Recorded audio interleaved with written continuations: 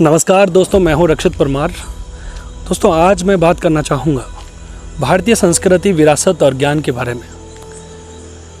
भारतीय संस्कृति, विरासत और ज्ञान के इस विशाल साम्राज्य के समक्ष हम हमेशा से ही नतमस्तक रहे हैं, जिसने बचपन से हमें गौरवान्वित और मार्गदर्शन किया है। प्राचीन काल से ही भारत भूमि ने हम भारतीयों का ही नहीं अपितु दुनिया भर का उत्थान वृहद संसाधनों, खाद्य, आध्यात्मिक, मानवीय और महान दर्शन से लाभान्वित किया है।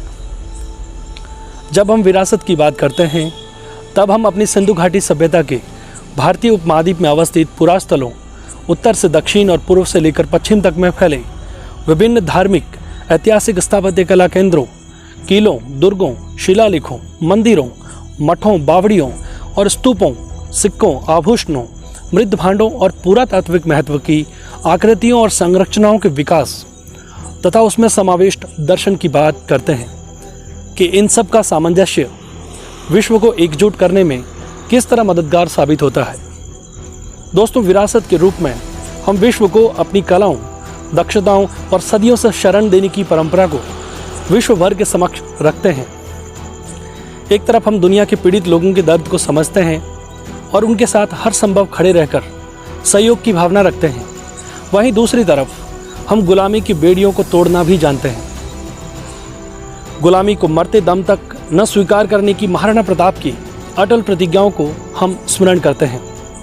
दुनिया भर के नागरिक अभी भी भारत को इतना समझ नहीं पाए हैं, क्योंकि विकसित देशों ने अपने औपनिवेशिकता के साथ गुलामी के प्रभावों को कुछ इस कदर विश्व पर थोप दिए हैं कि वो भारतीय दर्शन को ठीक से समझ ही नहीं पाए हैं। दोस्तों, जबकि ये वही देश है जहाँ कभी विश्व भर के छात्र अध्ययन के लिए आए हैं। प्राचीन काल में एशियाई देशों के छात्र और बाद में मध्यकाल में यूरोपीय व्यापारी, जो कि प्रारंभिक दौर में व्यापार के लिए मगर वे शोधार्थी की भांति भारतीय समाज, संस्कृति और यहाँ की विरासतों को समझकर समूचे यूरोप को चमकाने में लगे थे। अरब देशों के व्यापारी भी भारतीय मसालों और अन्य खाद्य आवश्यकताओं के लिए मध्य एशिया से होते हुए भारत में व्यापार के लिए आए हैं और हमारे रीति रिवाज, खान पान, खेती, व्यवसाय और भारतीय दर्शन से रूबरू हो सके हैं। भारत की आगे से किसी अन्य देश के विरुद्ध युद्ध न करने की नीति समूचे विश्व को एकता के सूत्र में बांधने की यह महान परंपरा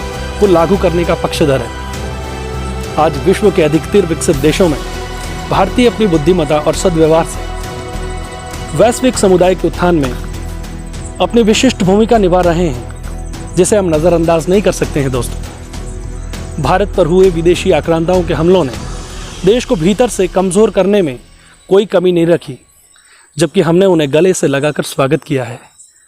ऐसी सहनशीलता शायद ही कोई देश रखता होगा। कृषि, चिकित्सा और अंतरिक्ष की ओर मानव गमन का वर्णन भारत के पौराणिक ग्रंथों में इसी तरह के उल्लेख प्रमाणित करते हैं। भारत भूमि और यहाँ के नागरिक आरंभ से ही ज्ञानार्जन और ज्ञान सृजन के विषय में श्रेष्ठता हासिल करने का बीड़ा उठाते आए हैं। दोस्तों, यूरोपियन और अमेरिकी वैज्ञानिकों के अधिकांश खोजों से पहले भारत में अनेक ऐसे साधन और संरचनाओं का विकास हो चुका था जिसके बारे में आज भी कल्पना नहीं की जा सकती है। यहाँ के ऋषियों, मुनियों और लोगों ने अपने ज्ञान, अनुभव और सामर्थ्य के दम पर मानव शांति के मार्ग प्रशस्त करने के रास्ते तलाशे, न कि युद्धोन्मादों के आंगन तैयार किए हैं। भारतीय दर्शन की बात करते हैं दोस्तों, तब हम गौतम बुद्ध और महावीर स्वामी को याद नहीं करें तब एक बहुत बड़ी भूल होगी, क्योंकि आज वैश्विक शांति का जो पाठ पढ़ाने की कोशिश की जा रही है उसकी सुनियोजित बुनियाद भारत के दर्शन में मौजूद है, जहां हम केवल मानव शांति की बात नहीं बल्कि समूचे ब्रह्मांड के जीव मात्र के कल्याण की भावना रखते हैं। भारतीय चिकित्सा दर्शन, जिसे हम प्राकृतिक और आयुर्वेद कहते हैं, उसका वास्तविक विकास और लाभ दुनिया अभी तक नहीं ले सकी है, जबकि इसमें अनुसंधान की अपार संभावनाएं अभी भी मौजूद है। दोस्तों, भारतीय भौगोलिक क्षेत्र में ऐसी अनेक औषधियाँ आज भी है जिन्हें कभी ऋषि मुनियों ने पहचान कर मानव चिकित्सा विज्ञान को समृद्ध किया था, मगर वो पद्धतियाँ आज मुश्किल दौर में है। दोस्तों, भारत सरकार इस दिशा में पहल करती है और देश के नागरिकों को इस दिशा में सक्रिय रखकर विश्व जगत को प्राकृतिक चिकित्सा पद्धतियों से लाभान्वित करने के प्रयास भी करती है।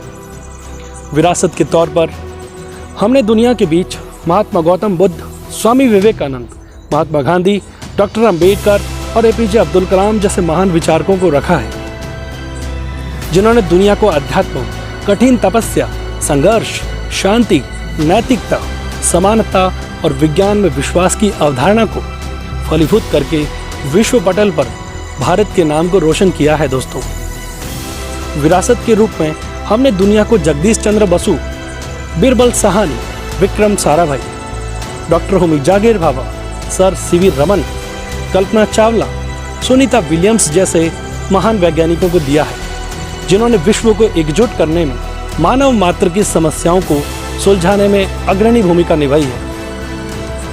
भारतवर्ष ने युद्ध शास्त्र, गुरु शिष्य परंपरा, मातृभूमि के प्रति अपार श्रद्धा, अतिथि देवो भव और बिना हथियार के शत्रु पर वार न करने तथा पंथ निरपेक्षता जैसी महान परंपराएं आज भी विश्व का मार्गदर्शन करती है। ज्ञान अनुसंधान के क्षेत्र में आज भारतवासी अंतरिक्ष, चिकित्सा, कृषि और तकनीकी के क्षेत्र में कौशल और ज्ञान से विश्व की समस्याओं को कम कर रहे हैं। दोस्तों, दुनिया के सबसे बड़े लिखित संविधान जो गणतांत्रिक और लोकतांत्रिक मूल्यों पर आधारित है, देश की जनता का प्रतिनिधित्व करता है तथा दुनिया के देशों को लोकतंत्र में जीने की एक उम्मीद जगाता है। निकट भविष्य में गहरी संभावना है कि भारत विश्व का नेतृत्व करने जा रहा है। ऐसा करने के लिए हमारी सरकार निश्चित रूप से कटिबद्ध है, क्योंकि देश का युवा हर नए क्षेत्र में अपना परचम लहराने लगा है।